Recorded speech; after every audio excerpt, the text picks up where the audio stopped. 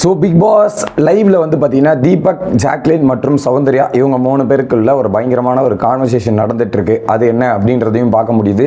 திரும்ப ராணுவம் வந்து ஒரு பக்கம் வந்து பவித்ரா இரிட்டேட்டே பண்ணிட்டு இருக்கான். ஒரு பாயிண்ட்ல திரும்பவும் பர்ஸ்ட் அவுட் ஆக போறாங்க. இது எல்லாத்தையும் டீட்டெயிலாக பார்த்துடலாம்.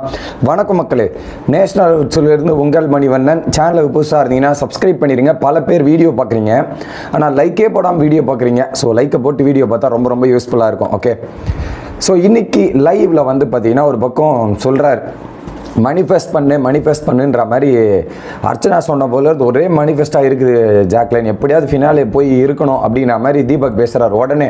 ஆனால் நீ என்னடா எப்படி பேசிகிட்டு இருக்க, நான் டெய்லியும் டைட்டில் பிடிச்சிட்டு தூங்குற மாதிரிலாம் நான் மனிஃபெஸ்ட் பண்ணிருக்கேன், இதெல்லாம் பண்ணிருக்கேன் அப்படின்ற மாதிரி இவங்க ஒரு பக்கம் சொன்னாங்க. உடனே நான் ஃபினாலே ஸ்பீச்சுக்கே ரெடி பண்ணிட்டு இருக்கேம்மா அப்படின்ற மாதிரி இவர் ஒரு பக்கம். உடனே நான் ஆல்ரெடி ரெடி பண்ணி வெஸ்ட்டும் வந்துட்டேன், நான் வரும்போதே ரெடி பண்ணிட்டு தான் வந்தேன்ற மாதிரி ஜாக்லின் ஒரு பக்கம். நல்லா நல்லா நல்லா பண்ணுறீங்க, 2 பேரும் சூப்பராக பண்ணுறீங்க வேற மாதிரி. ஐ மீன் அந்த முனைப்போடு இருக்கிறது நல்லது தான், அது மாற்றுக்கிறது இல்லை. நம்ம போவோன்னு நம்பணும், அப்போ தான் மற்றவங்க நம்புவாங்க அப்படின்றது தான் யதார்த்தமான பாயிண்ட்டு. அது ஓகே. அப்போ வந்து தீபக் சொல்கிறாரு, ஸோ நான் இவ்வளோ தூரம் வந்திருக்கேன், எனக்குள்ளே இவ்வளோ மாற்றங்கள் நடந்திருக்கு. வர ஃபேமிலிஸ்லாம் சொல்கிற காரணம் என்னென்னா, நான் வந்து நிறைய இடத்துல சண்டை போட்டிருக்கேன், கோவப்பட்டிருக்கேன், இதெல்லாம் பண்ணியிருக்கேன். ஆனால் எந்த இடத்துல வன்மத்தோடு இல்லை. புரியுதா? நான் வந்து சடனாக ரியாக்ட் பண்ணிடுறேன், அந்த சுச்சுவேஷனுக்கு ரியாக்ட் பண்ணுறேனே தவிர்த்து அதை மனசில் வச்சு இவங்களை இப்படி அட்டாக் பண்ணணுன்றது நான் பண்ணல.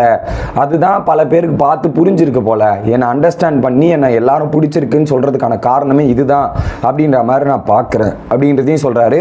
எங்கள் அம்மா சின்ன வயசில் சொல்லி வளர்த்து விட்ட விதம், அப்போ நான் கற்றுக்கிட்ட ரீதி தான் எனக்கு ரொம்ப ரொம்ப ஹெல்ப்ஃபுல்லாக இருக்குது. அதனால தான் நான் இவ்வளோ தூரம் ட்ராவல் ஆகி வந்திருக்கேன் அப்படின்ற மாதிரி தீபக் பேசுகிறாரு. ஐ மீன் அது சொன்ன மாதிரி வன்மம் இருக்கா இல்லையா அப்படின்னு கேட்டிங்கன்னா, எனக்கு தீபக் கிட்ட வன்மம் நான் பெருசாக பேசின மாதிரி இல்லை. ஓகே, அப்படின்ற மாதிரி தான் எனக்கு தோணுது. மற்றபடி ஆனால் அந்த ஒரு மைண்ட் செட் இருந்துச்சு வேணா சொல்லலாம், வன்மம் கிடையாது. அதுக்கு முன்னாடி வேறு மாதிரி ஒரு மைண்ட் செட் இருந்தது, அவ்வளோ வேணா சொல்லலாம். ஓகே, அடுத்து இப்போ தீபக் ஃபீல் பண்ணுறாரு, எனக்கு இந்த டாஸ்கில் நிறைய இடத்துல எனக்கு இன்னும் வந்து நெஞ்சில் உறுத்திக்கிட்டே இருக்குது, குத்திக்கிட்டே இருக்குது. நிறைய டாஸ்க்கு நம்ம ஒழுங்காக பண்ணியிருக்கணுமோ, சுவாரஸ்யமாக பண்ணியிருக்கணுமோன்றமோ எனக்கு தோணுது. குறிப்பாக மேனேஜர் டாஸ்க், அது இன்னும் எனக்கு உறுத்தலாக தான் இருக்குது. இன்னும் பெட்டராக சுவாரஸ்யமாக பண்ணியிருக்கலாம். நான் ஒரு ஐடியா எடுத்துகிட்டு வந்தேன், அங்கே நிறைய மேனேஜர் இருந்ததால் என்னால் எக்ஸிக்யூட் பண்ண முடியல. ஸோ அந்த மாதிரி நிறைய இடங்கள்ல நான் மிஸ் பண்ணிட்டேன், லேக் பண்ணிட்டேன்றது எனக்கு தோணுது அப்படின்ற மாதிரி ஒரு பக்கம் சொல்றாரு. ஓகே, அடுத்த இன்னொரு விஷயத்தையும் ஹைலைட் பண்றாரு.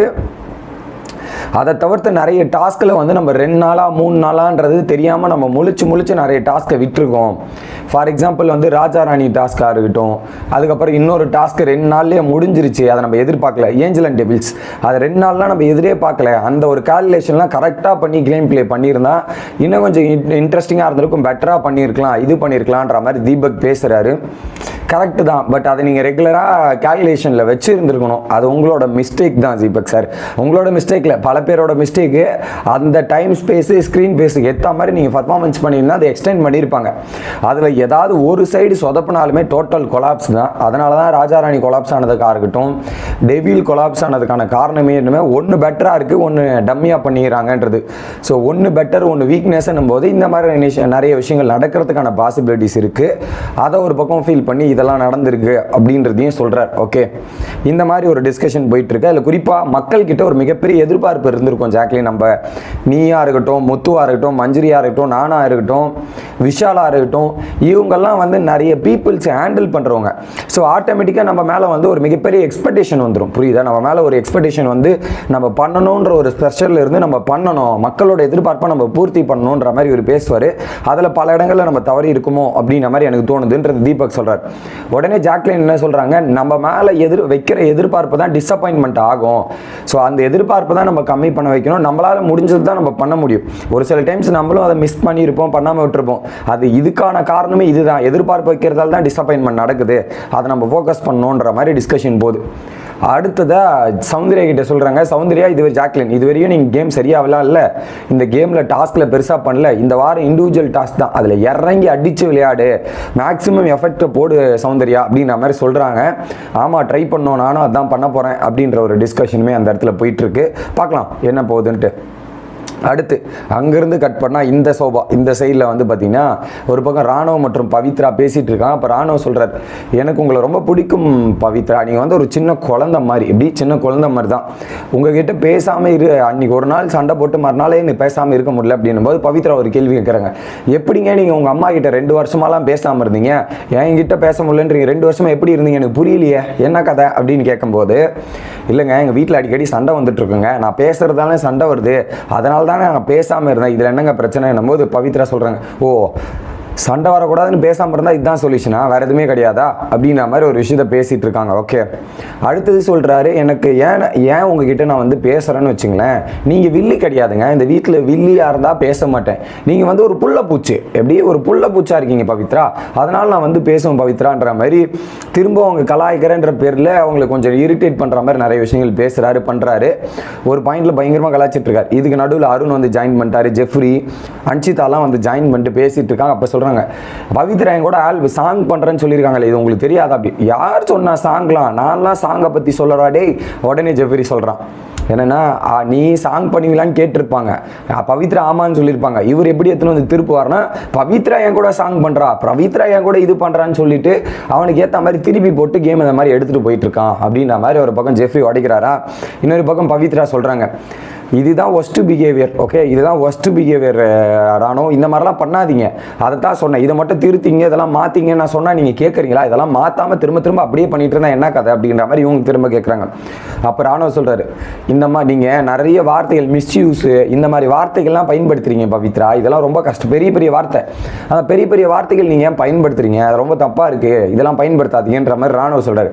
ஏங்க நீங்கள் பண்ணதாங்க நான் சொல்ல முடியும், உங்களுக்குன்னு ஒரு ஸ்க்ரீன் கொடுத்தா ஸ்பேஸ் கொடுத்தா அதை நீங்கள் வேற மாதிரி பயன்படுத்தி பல இடங்களில் போய் சொல்றீங்க. ஏஞ்சல் அண்ட் டெவில் டாஸ்கா இருக்கட்டும், காலில் உழுந்து குடிமை போடுன்னு சொல்லிட்டா அதை எடுத்துன்னு போய் வீக்கெண்டில் ஸ்கோரிங் ரேட்டாக ஸ்கோர் பண்ணுறதுக்காக எடுத்துகிட்டு போறீங்க. ஸோ இந்த மாதிரி ஆக்டிவிட்டீஸ் பண்ணால் நான் என்ன பண்ணுறது, அதை நான் அப்படி தான் சொல்லுவேன், அதெல்லாம் மாற்றி சொல்ல முடியாதுன்ற மாதிரி பவித்ரா ஒரு பக்கம் நிற்கிறாங்க, ராணோ இப்படி மாற்றி மாற்றி பேசிகிட்டு இருக்காங்க. ஓகே, ஆனால் இதில் இன்னொரு விஷயம் யோசிச்சு பார்த்தீங்களா மக்களே, சேனல் வந்து நல்லாவே ராணுவை ப்ரொமோட் பண்ணுறாங்க அப்படின்றது மட்டும் எனக்கு கிளியர் கட்டாக தெரியுது. ஏன்னா நேற்று விஷால் எல்லா ஃபேமிலியுமே வந்து சொன்னது கான்ஸ்டன்டாக நீங்கள் எடுத்து பார்த்தீங்கன்னா கிளியராக தெரியும், ராணோ என்டர்டைன்மெண்ட், ராணோ பயங்கரமாக பண்ணுறாரு, இன்ட்ரெஸ்டிங்காக பண்ணுறாருன்னு. என்னடா பண்ணுறாரு அப்படின்னு கேட்டால் நமக்கே ஒரு கேள்வி வரும். என்ன சொல்கிறாங்கன்னா, ஒரு எல்லாரும் ஒரு பாதையில் போகிறாங்க, இவர் ஆப்போசிட் பாதையில் போகிறதால தனித்துவமாக இருக்குது, டிஃப்ரெண்ட்டாக தெரிகிறாரு அப்படின்ட்டு. அந்த பாதை எதனா இன்ட்ரெஸ்டிங்காக இருக்கா, அதனால் கேமில் எதனா சுவாரஸ்யத்தை ஏற்படுத்துதா அப்படின்ற கேள்வி எனக்குள்ளே வருது மக்களே. லாஜிக்காக நான் கேட்குறேன், அப்படி ஒரு இன்ட்ரெஸ்டிங் ஒரு வாவ் ஃபேக்டர், வாவ் மூமெண்ட்டு, ஒரு பயங்கரமான ஒரு மூமெண்ட்டை கிரியேட் பண்ணியிருக்காரா அப்படின்ற கேள்வி எனக்கு இருக்குது.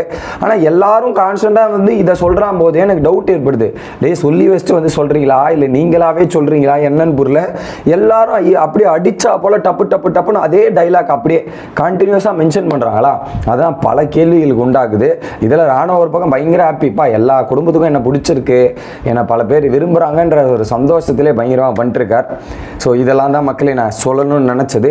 ஸோ அடுத்த வீடியோவில் எலிமினேஷன் அப்டேட்லாம் கிடச்சதுன்னா வந்து சீக்கிரமாக ரிவீல் பண்ணுறேன். Bye guys.